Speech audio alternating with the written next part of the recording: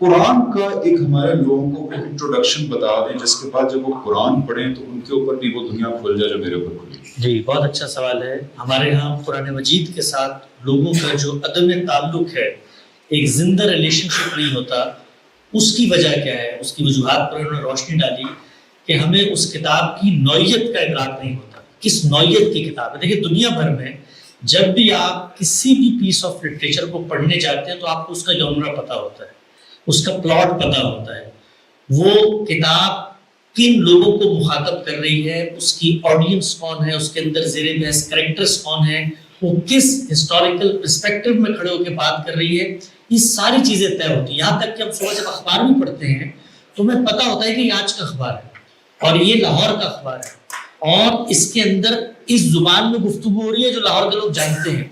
لیکن یہ ہماری بڑی بدقسمتی ہے کہ ہم بحیثیت مسلمان اپنے بچوں کو، اپنی نسلوں کو اللہ کی اس کتاب کا تعارف نہیں کراتے۔ میں بہت ہی مختصر سے الفاظ میں 3-4 بنیادی نکات آپ حضرات کی خدمت میں پیش کر دیتا ہوں کہ اس کتاب کو پڑھنے سے پہلے آپ کے ذہن میں ایک بات ہونی چاہیے۔ پہلی چیز یہ ہے کہ یہ کتاب ایک رسول کی طرف نازل کی گئی ہے، اور رسول وہ ہوتا ہے جو دنیا میں آ کر اللہ تعالیٰ کے وہ فیصلے جو آخرت میں نافذ ہونے ہیں اس کا ایک ریپلیکا، اس کا ایک ٹریلر دنیا کے پردے اور دنیا کے اسٹیج پر لوگوں کو لگا کر دکھا دیتا ہے۔ آخرت میں کیا ہونا ہے؟ جزا و سزا۔ جو اللہ کو ماننے والے لوگ ہیں ان کو جزا ملے گی، جو اللہ کا انکار کرنے والے لوگ ہیں ان کو سزا ملے گی۔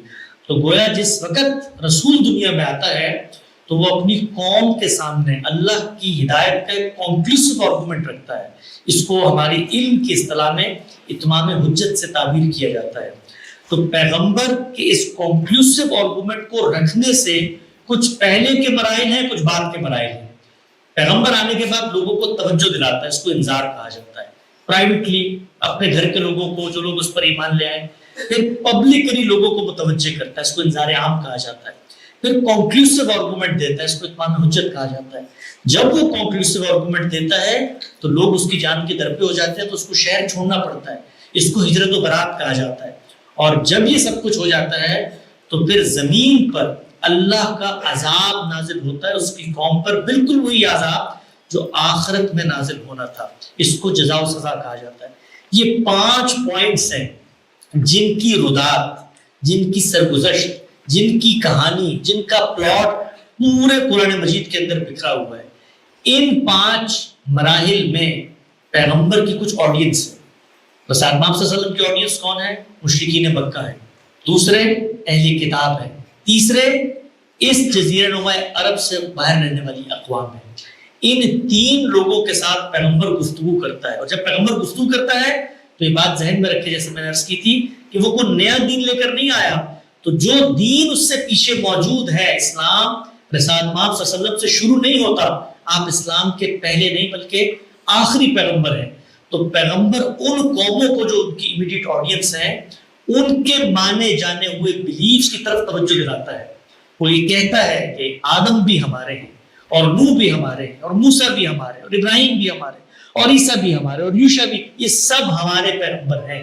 ہم نے سب پر ایمان لانا ہے۔ ان پر جو کتابیں نازل ہوئی وہ ہماری کتابیں ہیں۔ تو قرآن مجید ان سب کو حقیقت مان کر گفتگو کرتا ہے۔ وہ جس وقت کوئی ٹرمینالوجی استعمال کرتا ہے تو یہ مان کر کرتا ہے کہ اس کی آڈینس اس کے بارے میں جانتے ہیں۔ صلاۃ کا لفظ قرآن میں آتا ہے، کیوں؟ کیونکہ لوگ جانتے ہیں نماز کیا ہوتی ہے۔ رسول اللہ صلی اللہ علیہ وسلم سے پہلے بھی حرم میں نمازیں پڑھی جا رہی تھی۔ خود قرآن مجید نے کہا وَيْلٌ لِّلْمُصَلِّينَ، بربادی ہے حرم کے پروت نمازیوں کے لیے۔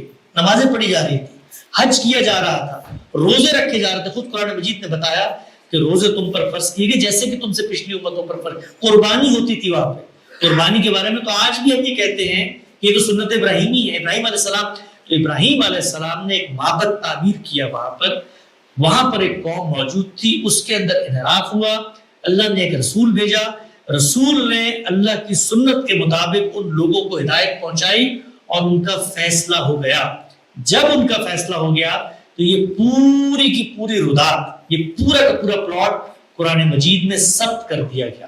اب میں قرآن مجید کا جب مطالعہ کرتا ہوں تو مطالعے سے پہلے اس چیز پر ایمان لاتا ہوں کہ اللہ کی سچی کتاب ہے، جب میں مطمئن ہو جاتا ہوں تو اب میں اس کو پڑھنا شروع کرتا ہوں. اس میں 3 نوعیت کے احکامات ہیں. کچھ احکامات وہ ہیں جو رسولوں کے ساتھ خاص تھے، تو مجھے قرآن مجید کو پڑھتے ہوئے ہمیشہ اس بات پر متنبہ رہنا ہے کہ رسول تو فیصلہ کرتے ہیں عذاب دینے کا، میں نہیں کر سکتا. جس طرح رسول کے بارے میں اللہ نے کہا ہے کہ فتہجد بھی نافلۃ لک، تم نے 6 نمازیں پڑھنی ہے، تہجد کی نماز تم پر فرض ہے، مجھ پہ نہیں ہے. رسول کے بارے میں کچھ خاص احکامات ہیں، تو ہر قاری کے سامنے یہ بات ہونی چاہیے کہ یہ اللہ تعالیٰ اس کے پیغمبر کے ساتھ خاص قوانین ہیں. دوسری نوعیت کے احکامات وہ ہیں جو پیغمبر کی قوم کو دیے جاتے ہیں. جب پیغمبر رخصت ہو جاتا ہے تو اب قیامت تک اللہ تعالیٰ نے ختم نبوت کے بعد دین پہنچانے کی ذمہ داری پیغمبر کی قوم بنی اسماعیل کی لگا دی ہے. کچھ اس سے خاص احکامات تھے. اور تیسری نوعیت کے وہ احکامات ہیں جو حقیقت پر مبنی ہیں. وہ بنی اسماعیل کے لیے بھی اس طرح تھے جس طرح آج میرے لیے ہیں. مثال کے طور پہ بنی اسماعیل بھی اللہ کے بندے تھے نا، انہوں نے بھی نماز پڑھنی تھی. عبد المعبود کے تعلق میں یہ مراسم عبودیت اور پرستش کے بظاہر اللہ نے طے کر دیے، تو وہ میرے لیے بھی لازم ہے. اس پس منظر میں جب آپ اللہ کی کتاب کو پڑھیں گے تو آپ کبھی بھی متنفر نہیں ہوں گے، گمراہ نہیں ہوں گے. کبھی آپ کے دل میں یہ نہیں آئے گا کہ ایک ہی بات دہرائی جا رہی ہے، اس لیے کہ ہر جگہ جہاں بات دہرائی جا رہی ہے اس کے پیچھے ایک مقصدیت ہے، اس کے پیچھے ایک علت ہے.